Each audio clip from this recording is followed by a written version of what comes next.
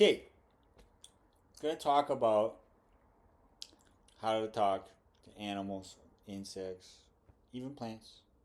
Yeah.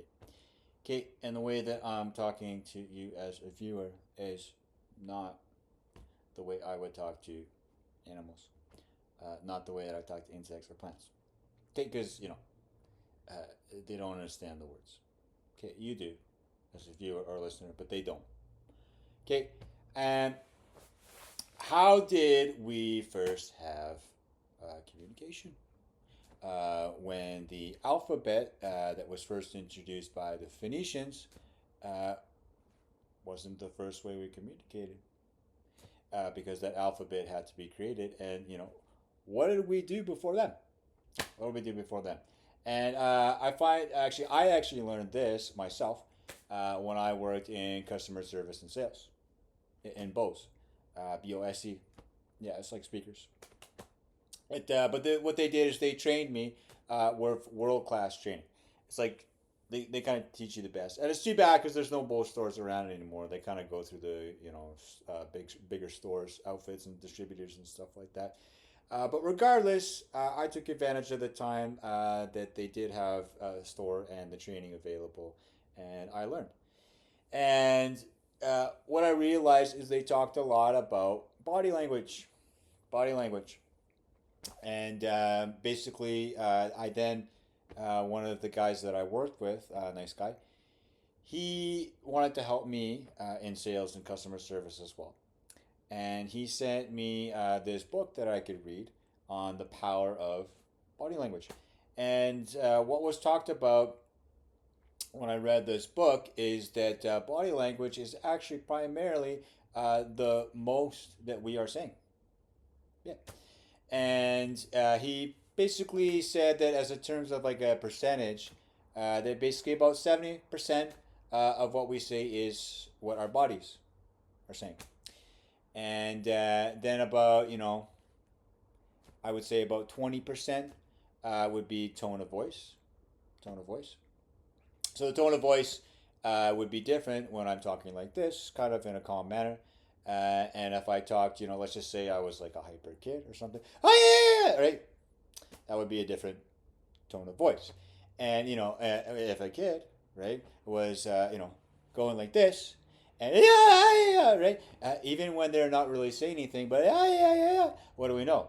Yeah, that kid's hyper, kind of out of control. Yeah. And so when you think about it, you realize that words, yeah, basically only account for about 10% of what we say. Yeah.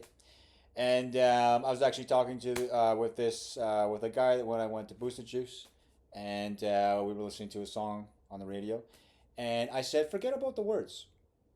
Forget about the words. What does it sound like to you? What kind of mood do you think he would be in?" And it doesn't matter what the song is. It doesn't matter who the artist. It doesn't matter. But what mattered is I wanted to see if he was able to listen to the tone and understand what was being said. Okay, and he was trying, which was good. I encourage you to try it because that's the first step. And at first, he started talking about the words that were being said, and I was like, no, no, forget about the words. What is it? What is the emotion or the mood sound like? And he was thinking about it, and it doesn't matter again who the artist is or what the song is, but it was kind of like rap, and it was aggressive. Okay, and so what I'm gonna do is I'm just gonna talk blah blah blah. Okay, and when I say blah blah blah, see if you know the difference. Okay, so I'm first gonna say blah blah blah blah blah blah blah. Yeah, and then if I was kind of like the aggressive rapper, I mean I kind of just told you it was aggressive, but take a moment to think about it. And again, I'm just gonna say blah blah blah, blah blah blah blah blah blah blah blah blah blah blah blah blah blah, right? And because you can see me as well when I'm just kind of say chewing my gum and I'm talking to you like this, forget about the words. Blah blah blah blah blah blah blah blah blah blah. Okay, and yeah, I'm just saying blah blah blah. But is that what I'm saying? No. What I'm showing you is that I am, you know, talking to you in a calm manner. Okay. And again, now when I go back to let's say the rap music, and not all rap is like this. I mean, Tupac is not like it. But if I go blah blah blah blah blah, that's kind of like a Tupac song, right? What's he really saying? You know, as opposed to blah blah blah blah blah blah blah blah blah, right? Yeah. And when you just replace the words with whatever and realize it's the tone that you listen to when you hear somebody's voice, you will be hearing more of what somebody is saying. Yeah. So let's do another example, okay? And I'm just gonna do tone of voice, okay? And I'm gonna say, I love you. Okay? Did it sound like I said I loved you when the words said I love you? Did the tone sounded like I loved you? No, it didn't, right? And when I say I love you very much, okay, it still didn't quite sound like love because it almost kind of sounded to me like a fake sincerity. Okay, I love you, right? And that was kind of more a love tone, wasn't it? And when you listen to more than just the words that are being said, but the tone of voice that is being used, you are going to know more of what somebody is saying. You are. And then we can go to body language. Body language. Okay. And what I'm going to do is I'm going to now be a caveman. Okay. And a caveman would talk in gibberish, wouldn't he? Yeah, not having an alphabet, not having a language. Okay, but before the Phoenicians developed, if you don't know who the Phoenicians are, it's Phoenicians. Okay, and they were basically kind of like what northern Israel would be today, kind of. You know what I mean? But anyways, this is kind of like an ancient civilization from a long time ago. These people kind of eventually went to Carthage because they had to escape out of there. They went down to the Mediterranean. Carthage would be northern Africa.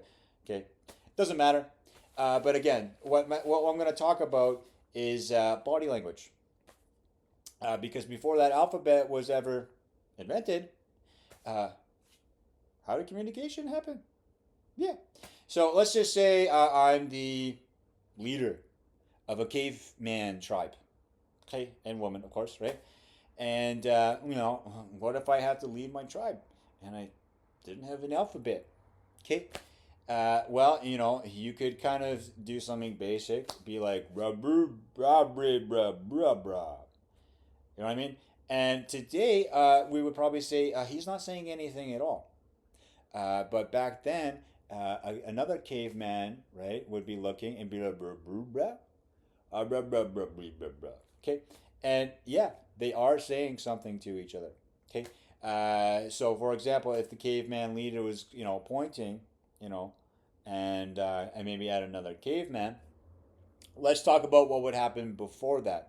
And let's say one of the other cavemen that before it happened that he pointed the finger at him, he was going bruh, bruh, bruh, bruh, bruh, bruh, and he's munching on like a chicken bone.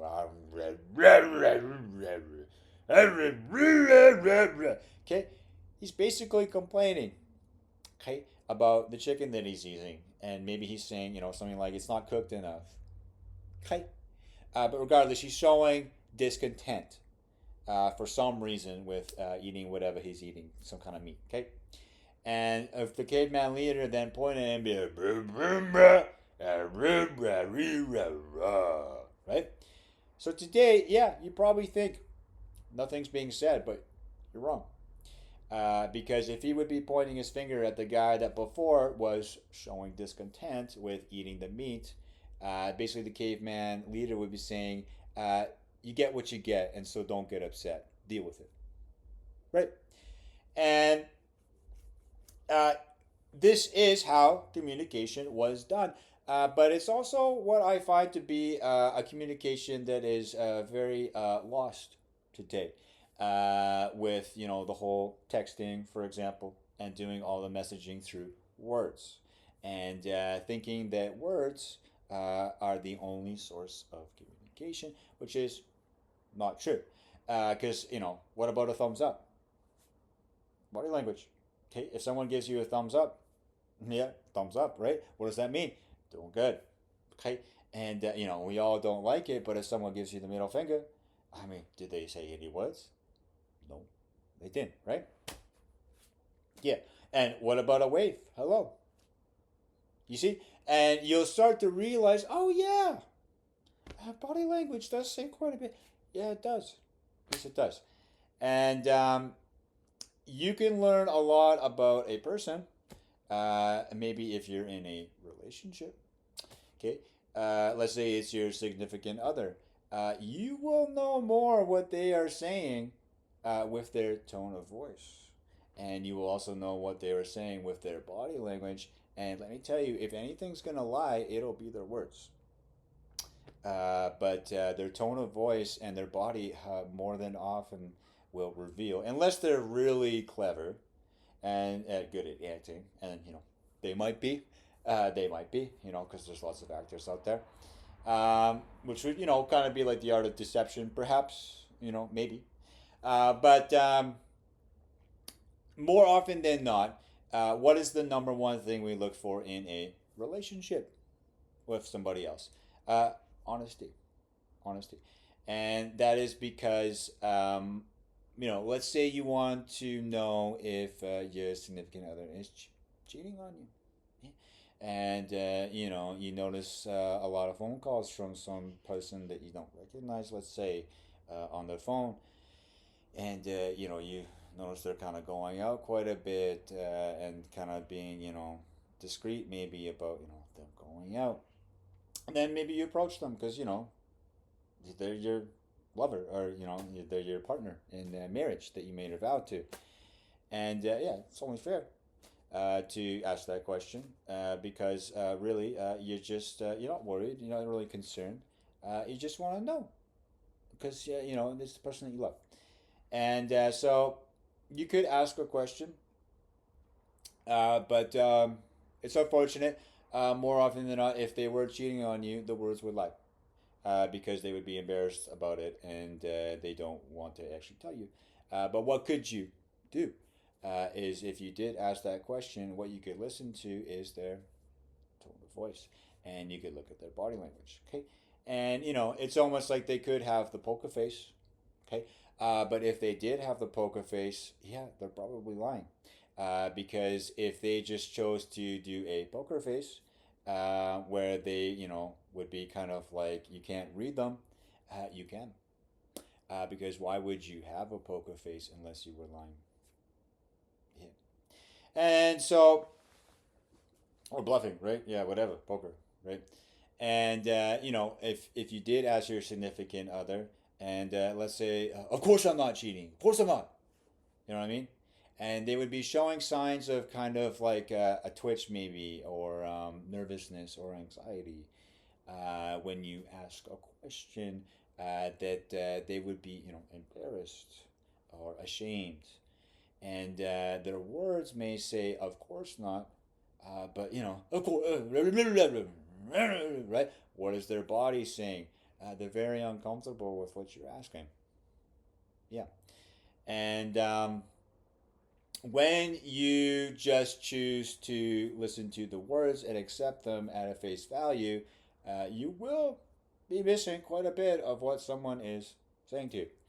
And that's why I encourage you or anybody else to recognize these things in another individual, because it will allow you to know more about them. And actually, another part of our sector of society that uses this are police. Police, okay? And let's say, the policeman is 50 meters away from another individual. The very first thing they do when they know they're not in earshot to hear that person's words is they watch their body language. Yeah. And what I'm actually going to use is actually more of like an example of when I was at a grocery store. Now, I was not working security. No, I wasn't. But when I entered into the grocery store, okay, there was another guy that was walking in the grocery store ahead of me. Okay, and when he walked into the grocery store, okay, again, I'm not him, but I'm gonna act out, okay, kind of what he was like. And when he walked into the store, he was kind of like, okay. Now, you can't really hear any words. It's all unintelligible mutter. Yes, it is. But what is he saying? Now, take a moment, okay, and I'll do it again. And, I will tell you kind of what he was saying afterwards, but, I encourage you to think about what he was saying, okay? So, again, he's walking into a grocery store, okay, and he's,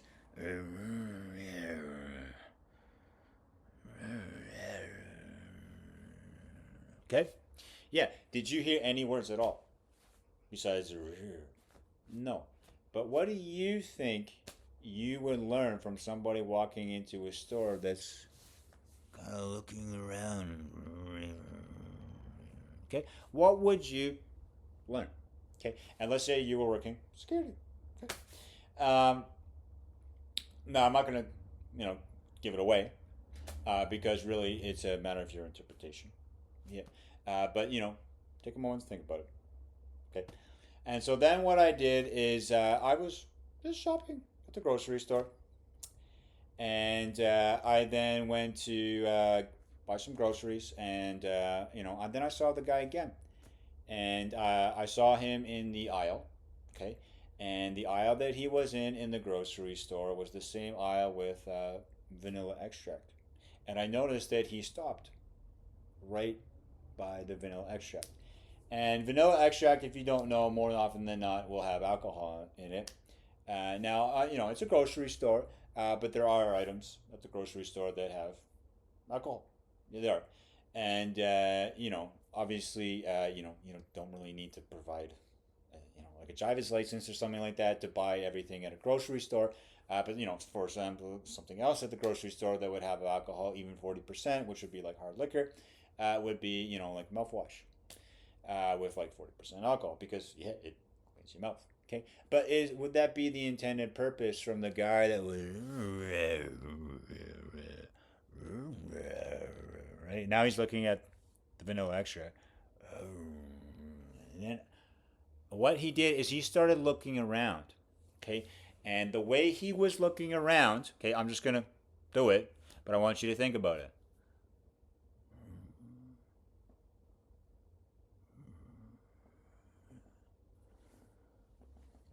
Okay, now yeah, maybe I didn't see him put the vanilla extract in his coat. Okay, but let's just say all you saw was him looking around. Okay, when he's looking around, okay, what do you think he's checking out for? Yeah, I'm sure you guessed it. He's looking to see if anybody would be watching him before he steals some vanilla extract with alcohol. Okay, and if you didn't, that's fine. That's what it's about. It's just about understanding how to learn from somebody's body, what they would be saying when everything they say is muttering and totally unintelligible. Okay, because they're still saying something. Yeah. What am I saying right now? My back is itchy because I got some mosquito bites. Okay. So, anyways,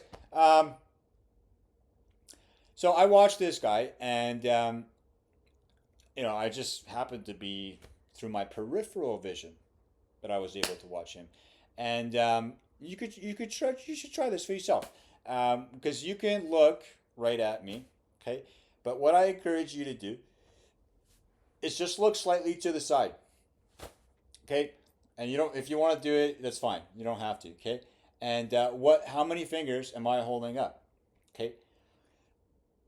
Now again, if you're looking straight at my fingers, there's no point, okay, so again, you would look to the side, okay, if you're actually going to do this, and then how many fingers am I holding up? Okay, don't look at the computer screen, and if you did, whatever, you're cheating, and that's besides the point, but you'll be looking to the side, okay, and what you're doing is you understanding, okay, now you can look back at the screen, unless you did look at the screen, that's fine, Now, what you're going to do is you're going to take your hand and you're just going to look at your hand. But then you're going to move your hand to the side and keep looking forward. Okay? I can see my hand over here. And now I'm going to move it out of the screen. And I'll tell you what, I can still see my hand over there. I can. Even when I'm looking right here, I can still see my hand.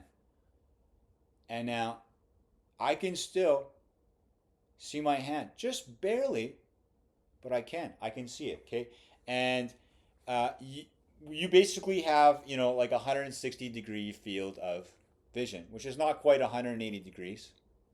Okay, but you can look at something in your field of vision. Yes, you can.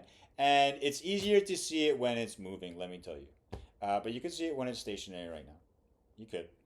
And again, my hand is over here. I can obviously see it on the screen. Okay. But when I'm looking right at myself on the screen, I also see my hand over here in my peripheral vision. Yes, I do. Okay. And it's a good thing to practice because when I was watching this guy in the aisle, I wasn't looking right at him, and that's why he felt more comfortable taking the vanilla extract because I wasn't looking at him, but I actually was looking at him because I was using my peripheral vision. Yes, yes. I don't just have to look at my screen to know my hand is here. I can see my hand in my peripheral vision. Yes, I can. And you can too. You can too. And so then what I did is I just reported because I'm not working security. I was just shopping for groceries. And I just reported my findings to the security guard. And I just said, I watched that guy when he came in. I noticed that his body language, he was muttering, which means he wasn't saying anything intelligent as in words. But his tone of voice was, semi-malicious. If you don't know what malicious is, it's kind of like even evil intention.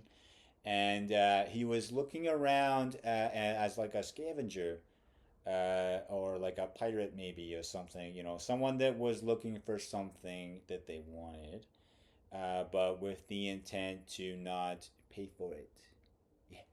And then I told the security guard that, yeah, I saw him take some vanilla extract, which is whatever.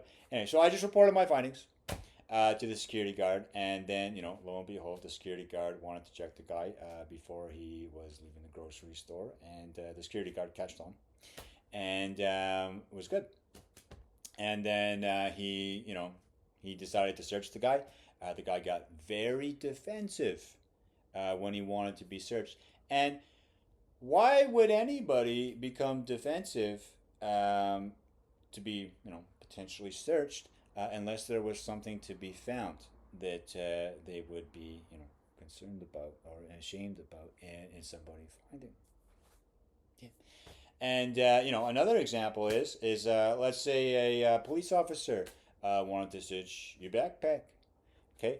Now unless the actual law, if you want to know, if they don't actually have a reason to search your backpack, they can't. But you know what can give them a reason is when you freak out. Yeah. Because why would you freak out when a police officer wants to search your backpack? You would only freak out, if they would find something in there, and now they would have a reason. And that's good. That's good. It is good that they would have that reason to search you if you freaked out. Yeah. I mean, because why are you freaking out? Chill. Right? And when the police officer says, why didn't you relax about me asking, just asking, and if the police officer asks, and the tone of voice and the body language is, you guys, right? And you're kind of telling the police officer, yeah, there's something I'm going to find in there, isn't there? Yeah. Anyways, so. Yes, there is more than just words that we say to each other. Yes, there's a lot more than words that we say to each other. And I find it actually funny. I'm just going to be honest. I find it very funny. But I have no criminal record. I also have zero history of violence, and uh, I get so many looks of paranoia and concern from like so many people in the public. And you want me to be honest? I mock you guys all the time. I basically think you're paranoid schizophrenics. Okay, but anyways, why? Because what are you concerned about, right? And it's basically what I realize is, if anything, uh, maybe they were illegally eavesdropping and they heard something that they didn't want to hear that made them paranoid, which is would be a crime. Yeah, you go to jail for that shit, and you would have to pay like $1,000 fine. But anyways, regardless, I get a lot of looks apparently because I do. A lot of people look at me with paranoia. A lot of people look at me with concern, and it happens like very, very frequently. And I know what's going on, but whatever. Um, I also know that words is usually the only thing that they would be basing their concern and paranoia off of. That's it. Yeah. And really, all I'm really doing is like walking to Boosted Juice, and I've got like a smile on my face, and I'm laughing, and probably making jokes. I make a lot of jokes. Yeah, I make a lot of jokes. Yeah, I like to really be the comedian quite a bit because laughing is food for the soul. But anyways, yeah, it's I see so many people that will be looking at me with paranoia, concern, and to me it's funny. It is. It's quite comical for me, just because I realize I have no intention to harm them at all. None, none. If anything, I'm like, just hey, how's it going? Right? And they get quite paranoid, like I said, and but again, why would they get like that? Because they would only be hearing maybe some words in my dark humor, for example. That would be a joke, and they would take it seriously. Let's just say, for example, and they would get concerned and paranoid. Yeah, and really, it's just a guy walking to boost the juice. Yeah, just hey, you know what I mean? And when they get paranoid and concerned about it, I've got some advice for you. Why not listen to my tone of voice? Yeah. And why not listen? No, watch my body language. Okay. Yeah, watch my body language. And yeah, it's comical for me, but I want to give you advice because if you do look at somebody and you choose to judge them on the words that they say, and you're actually oblivious to 90% of what they're saying, you are. But again, tone of voice would be 20%, and then the body language would be 70%. So you're kind of only really getting 10% of what somebody is saying. When all you do is choose to have the words be what you do to judge another individual, and it's incredibly inaccurate. It is. It is. And a psychologist would know this, or a psychiatrist would know this. People that work in law and order usually know these kinds of things, and I know these kinds of things because I worked in customer service and sales. Yeah, that's really where I learned a lot of this kind of stuff. It teaches you a lot if you choose to take it to another level where you want to actually understand an individual. Yeah. And how did I learn about it in customer service and sales? I realized that I would treat them like a human being as opposed to somebody that just makes me blink blink. And why? Because I want to be treated like a human being. And this goes to the golden rule. The golden rule is, I like to quote the Catholics. I find they say it the best, the Romans. But basically, do unto others as you would want done upon thyself. To put it plainly. And what does that mean? I should treat other people the way that I would want to be treated. It's a good stepping stone because it's a good guess. Is that if I wouldn't like it being done to me, well, if I was them, then why would I do something to them that I wouldn't want to be doing it to myself? Yeah, and so, anyways, going beyond that, it's a good rule, by the way. It's a good rule. Yeah, it basically is an answer for just about everything you're gonna do in your life. But again, I would realize, well, I would want to be treated like a human being. So when I was in customer service and sales, I realized, yeah, I'm not going to treat them like there's some kind of monetary value, because that would be looking at them kind of like a material object. And it's also too bad because there's also a man that will look at a woman as a material object, like a sex toy. And, it's too bad as well, but there's also a lot of women that will look at man as a material object because they'll love his money and not him. Yeah. And it's quite unfortunate because if you take the time to think about it, would you want to be treated like that yourself? Right? No, no, because you're a human being. You're not just a monetary value. It's dehumanizing. Yeah. And so when a customer will come in, I would treat them like a human being. I would give respect, and I wasn't trying to just make money from them. I wanted to understand them, and so I would seek to understand. Why did you come to the store today? And I don't know, maybe they said, I'm looking for some headphones for my daughter. Okay, and if I kind of stopped there, and then all I did is, well, you could just buy these headphones. They're on sale. Uh, you know, is that how I would want to be talked to? No, right? Because you don't know how my daughter would be using the headphones. So why did you just tell me to buy the ones that are on sale? You don't really know anything besides the fact that my daughter, I'm going to buy some headphones for, which is not much information. No, it's something. Okay, and would you want to just be sold the cheapest headphones in your store from a guy that only knows that you're buying them for your daughter? Yeah, it's kind of insulting. Yeah, it is. And so when the guy would tell me that he's buying some headphones for his daughter, I would say, "May I please ask you what your daughter would be using with these headphones? Like a computer, for example, maybe like her smartphone, I don't know, whatever, an iPad. I don't know, right? Could you please tell me what she would be using with the headphones?" And I say, "May I please ask you?"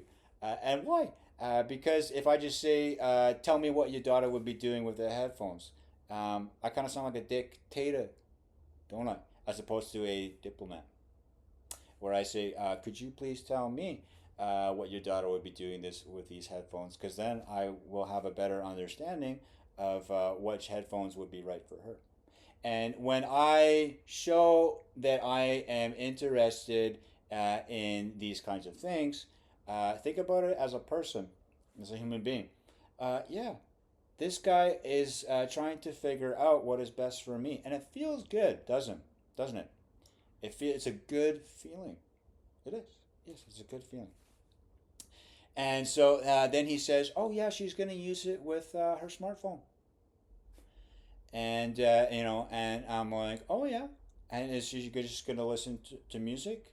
What else would she be doing with the headphones?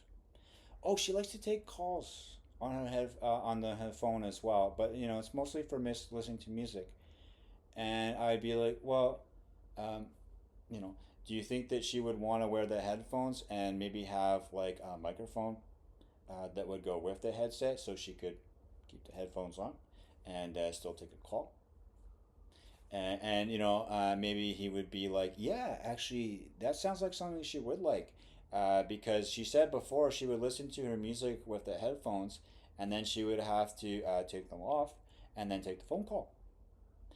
And she told me that was kind of annoying, and I'm like, "Okay, okay," and then I say, "If you don't mind me asking, I just want to know more about how she would be using these headphones. Like does she maybe use them in a park? Does she use them at home, listening to music in her room?" And I'm not trying to ask like personal questions about her. Uh, and so the way I would phrase it is, if you don't mind, I would just like to know where she would be using these headphones, as we have headphones for different purposes. Some people like to go with our sports headphones, for example, that have water resistance. so that if they use them in a gym or maybe they're jogging, they're weather resistant as well as water resistant, which means, if that's something your daughter would do, we have headphones that are catered to these kinds of activities.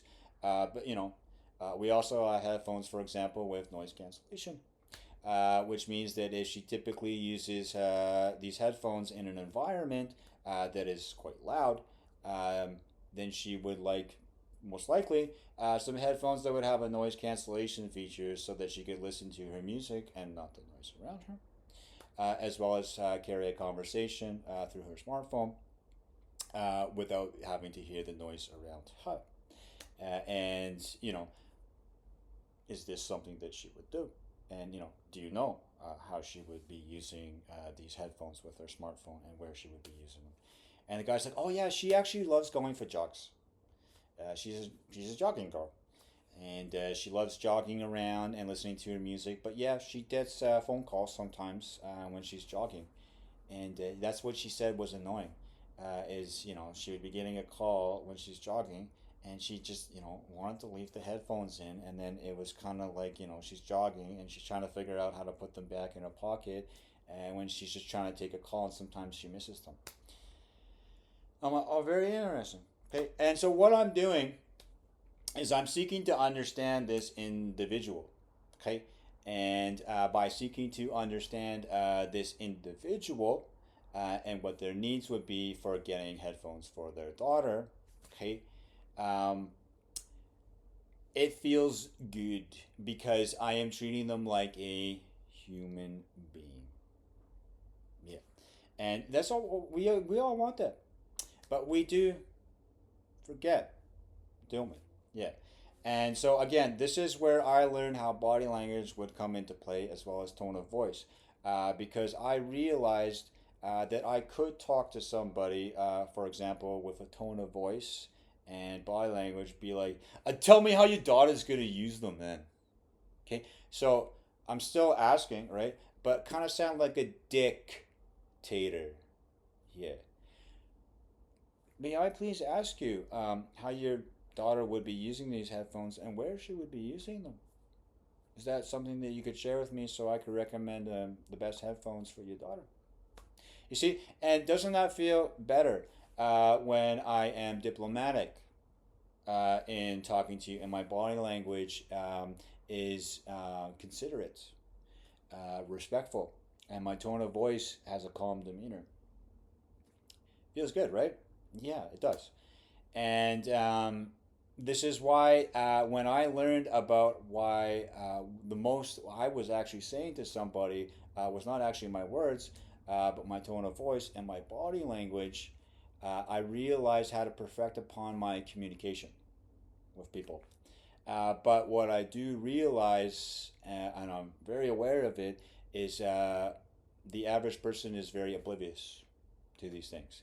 And that's why I'm making this video, is to talk to you, any viewers or listeners or whatever, about how you could really be missing out on a lot of what is being told to you when all you're hearing is the words, which really aren't that much.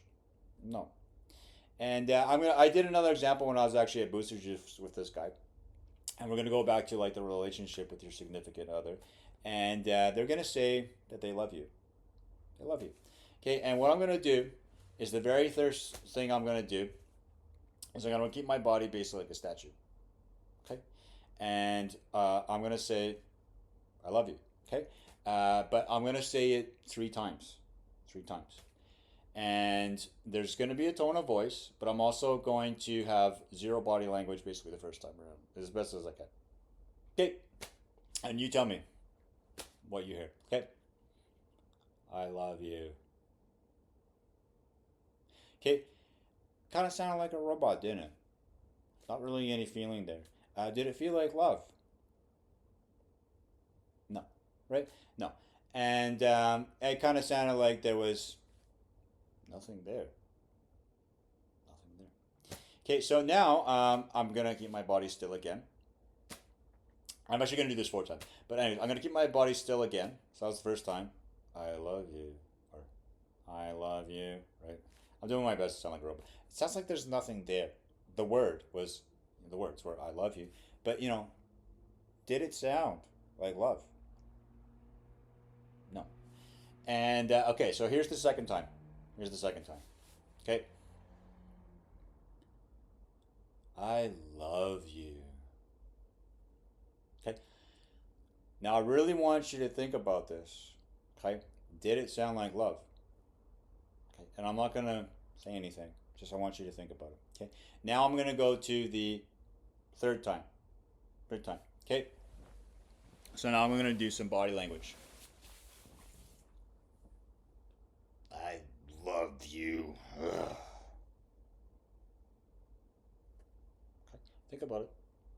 Think about it. What do you think? Do you think I love you when I did it like that the third time? Okay, and I'm still not revealing the second time. Just take a moment to think about it. I'll talk about it after the fourth time. Okay, and now here's the fourth time. Okay, I love you. Okay, I really want you to think about it. Okay, I'm gonna do it a fifth time now. I love you. Okay, now I want you to think about those five examples. Okay, I already talked about the first one. Okay, there was nothing there, but the words were there, right? I love you. Okay, nothing was there. No. Okay, and I kind of just do the second time again to the best of my ability, or maybe just rewind, whatever. I'll do it again to the best of my ability. Okay, just kind of motionless again. Okay, whatever. I would probably just do it differently. So, anyways, what did you think about the second time? What did you think about? What did you think about the third time? What did you think about the fourth time? And what did you think about the fifth time? And I want you to tell me which one you actually felt like love. Take a moment to think about it. If you have to rewind, that's fine. But you tell me, maybe in a comment on this video, which one felt like love the most to you? Yeah. And now what I'm going to do is I'm going to do my best to do, let's say, the fifth time again. And I'm going to say blah, blah, blah. Okay? So I want you to forget about the words. Blah, blah, blah. Now, what did you learn? Okay, so then at the beginning, I was talking about how could you talk to animals? How could you talk to insects? How could you talk to plants? Okay. And since we just went through all those things, where we talked about body language and tone of voice being primarily what you're saying, now I'm going to talk about more emotions and mood. And it's what animals, insects, and plants will pick up on what you are saying. Yeah, they will. They are able to sense these things, whether you think or you don't. Okay, there's actually been studies that have shown that they do. Yeah, and you're welcome to check out these studies for yourself because they have been done and has been proven. But even iron ore has shown to show a reaction to the mood and setting of people. Mm-hmm. And actually, there was a guy in India, and he took a microscope and started analyzing some iron metal. Okay. And what they did is they switched the mood up, where it was loving, kind of hostile. Okay. And they looked at the iron, and they realized that it was actually at a microscopic level, the iron was reacting. There was, because at a microscopic level, when I just look at metal with your eyes, which is basically like a 50 millimeter lens, for example, that's kind of like a good similar comparison. If you don't know what 50 millimeters is, that would be a lens that would be kind of synonymous, parallel to a human's eyes. Okay, feel free to look it up.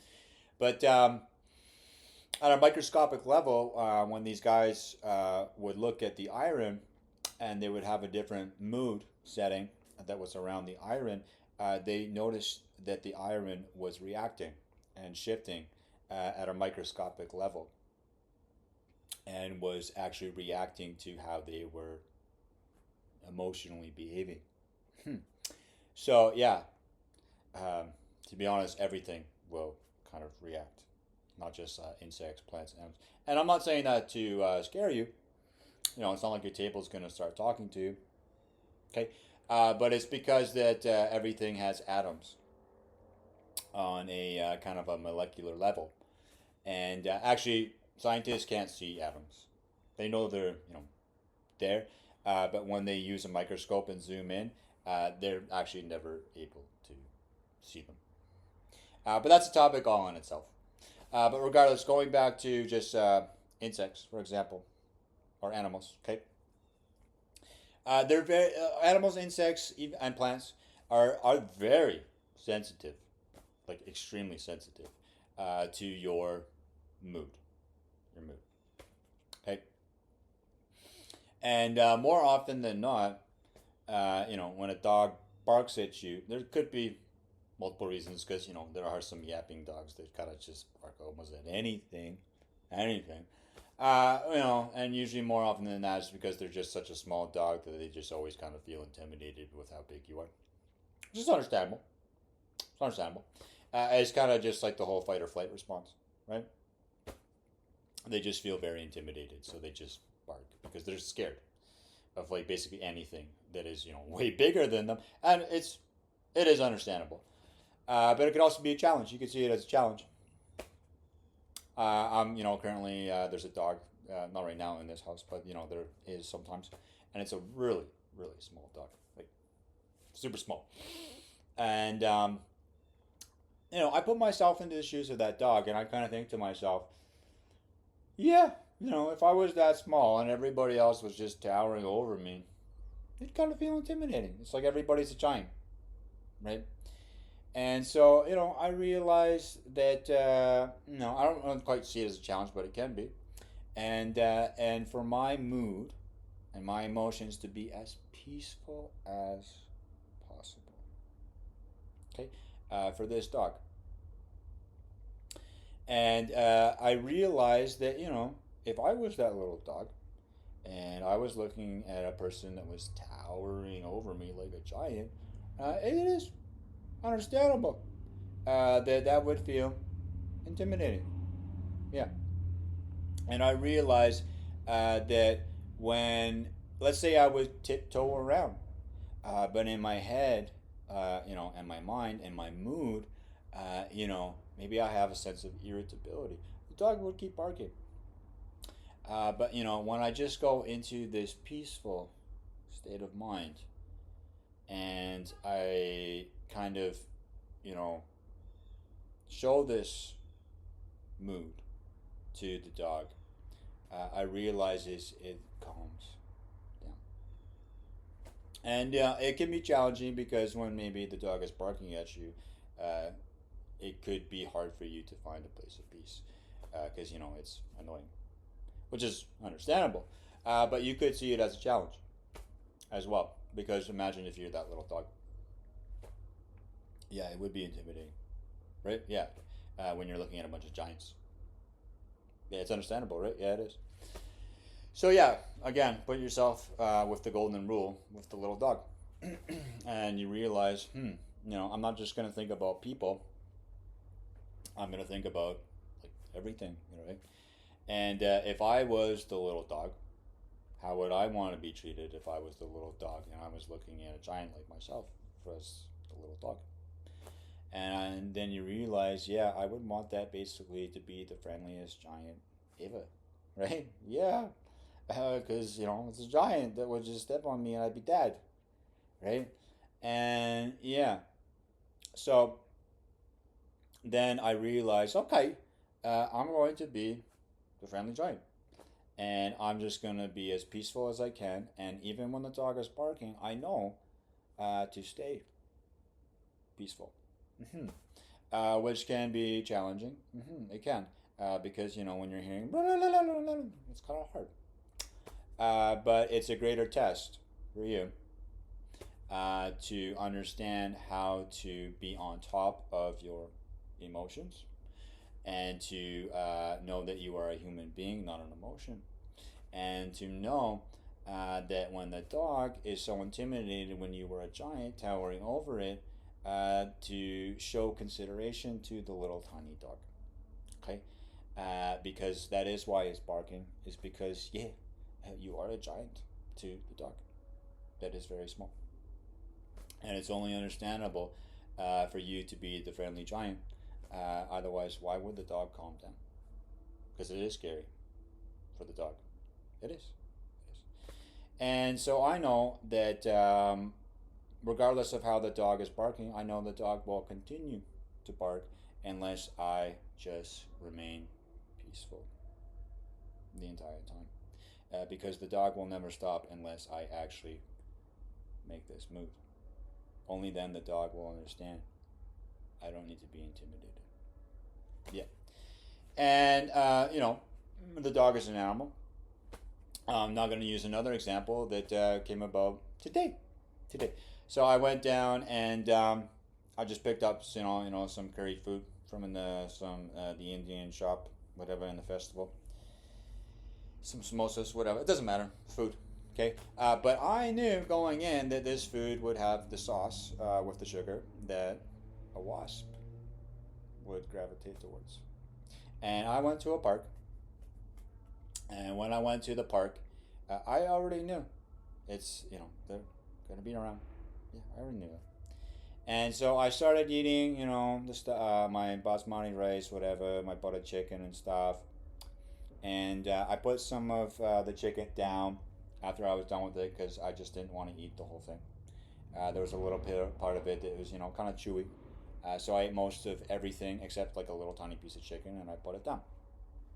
And as a wasp came flying by, what would be the instinctual reaction and the most common reaction of when a wasp that would sting you and it would hurt? Yeah, of course it would hurt. What is the instinctual reaction?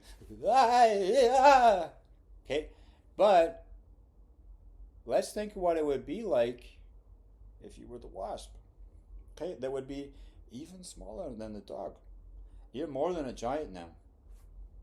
You're like a cosmic being, or almost like a god compared to them, right? Yeah. So pretty scary, right? Because really, a couple swaps, wasp is dead. So it'd be very intimidating. Put yourself into the wasp.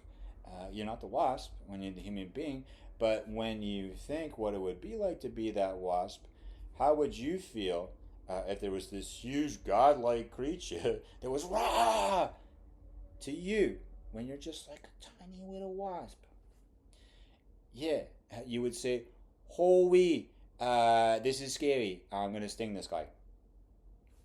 Yeah, okay. And put yourself into the wasp. Wouldn't you do the same thing if you were a wasp? Yeah, you would. Yeah. Because, it's like this huge godlike creature, and you're like a little tiny wasp. No, it's scary. Yeah, it's scary. Yeah. So, I know that the wasp can't understand what I say when I'm words. No, can't understand. I mean, it just doesn't know the English language or any language that we would speak. I mean, it doesn't.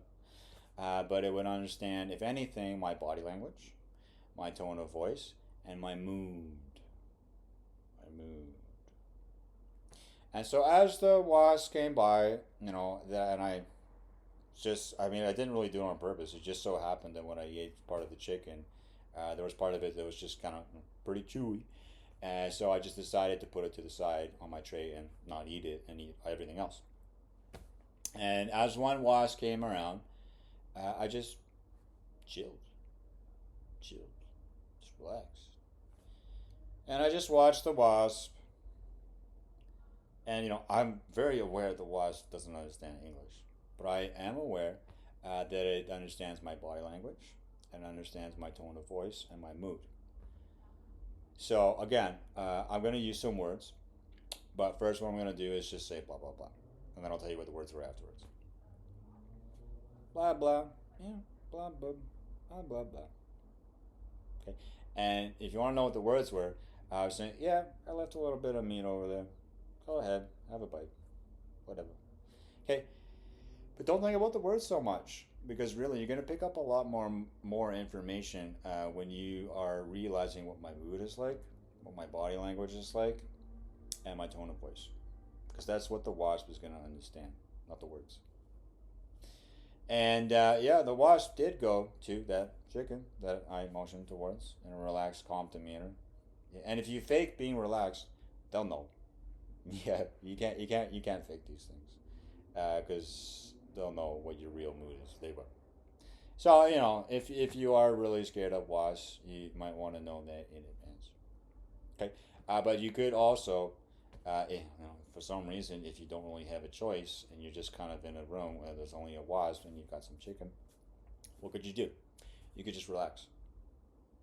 Just relax. Yeah. And I did relax, and the wasp just yeah ate some of the chicken. Okay. And then a second wasp came, and then there was two wasps on that little side of chicken, and I was actually still eating my buttered chicken while they were eating that little chicken scrap that I left on my tray. Like they were right in front of me. No joke. Okay. You don't have to believe me, but there was the people in the park that were watching, and they were, oh, what the fuck? They were. They looked very concerned. But those are the people that the wasp would sting. I didn't get stung. No. And so I just chilled. I ate the rest of my buttered chicken. But then what I noticed is the wasps actually started getting uncomfortable from the other people that were getting concerned. Yeah. So then I realized, okay, those people are going to get those wasps going. And then they're going to get stung. Yeah, not me, because I was just relaxing. So, anyways, what I did is I just decided to, try and calm the humans down. And so, anyways, I took my samosas and I went away from the table and left the wash there. And I looked at them. Yeah. And the way that I looked at them was, relaxed. And basically, you need to calm down. Yeah, you need to calm down. Take a chill pill. Whatever you have to do, you need to calm down and mind your own business because you're going to get stung. And I didn't do it with words, but I looked at them. And the way that I looked at them, I could tell she was, worried and concerned, not on top of her emotions. It's very typical. I'm just being honest. It's not a good thing because you're not a human being anymore when you're just an emotion. You're not. No, because you're out of control. Yeah, a human being is not an emotion. No, a human being guides an emotion, but if an emotion is guiding you, you are no longer autonomous. And if you don't know what being autonomous is being in control of yourself. Yeah. Therefore, if there is an emotion that is completely guiding your actions, no, I'm not trying to insult you, but it is the truth. You are not in control because you're not an emotion. That's not what you are. You're a human being. And when you stay on top of the emotion, whatever it be, you can then understand how an emotion would be disadvantageous to you. Yeah, you can. And I talk about this in some of my other videos. Yeah. But regardless, I'm just kind of quickly touching upon it right now. So, anyways, then I realized I had to calm them down because mom was kind of freaking out. Yeah. And so I looked over at her and I'm like, yeah, you need to mind your own business. Just to take care of your kid. Okay. And I just did it all with body language. I didn't say any words at all. But the way that I looked at her, she knew. Yeah, I'm gonna mind my own business. That's good. It's good that you kind of listened because you were gonna be the one that was gonna get stung, not me. So you're welcome. Uh, so, anyways, because the wasp could feel her, she was probably about 6 meters away. But the wasp started reacting to her concern, her worry. And what she was worried about is she could not comprehend how I could be eating butter chicken with a wasp, like, 30 centimeters away from my face. and just keep eating my basmati rice and curry chicken, butter chicken. Like she couldn't comprehend it. To her, it was like almost alien. But it's not. No, this is all like science. It's all science, and it's because I have such a like, no offense, I'm not trying to brag, but I kind of take human psychology to a whole new level. But it is because of my understanding of the reactions of everything around me that I understand that, yeah, I can eat my butter chicken and basmati rice with these wasps. I can. Because I know how to do it in a peaceful manner. And that's why the boss didn't have a problem with me, because I just relaxed. And they didn't see any threat when, why would I be the threat when my mood is peaceful? I am just peacefully eating my butter chicken and basmati rice. And it is the truth.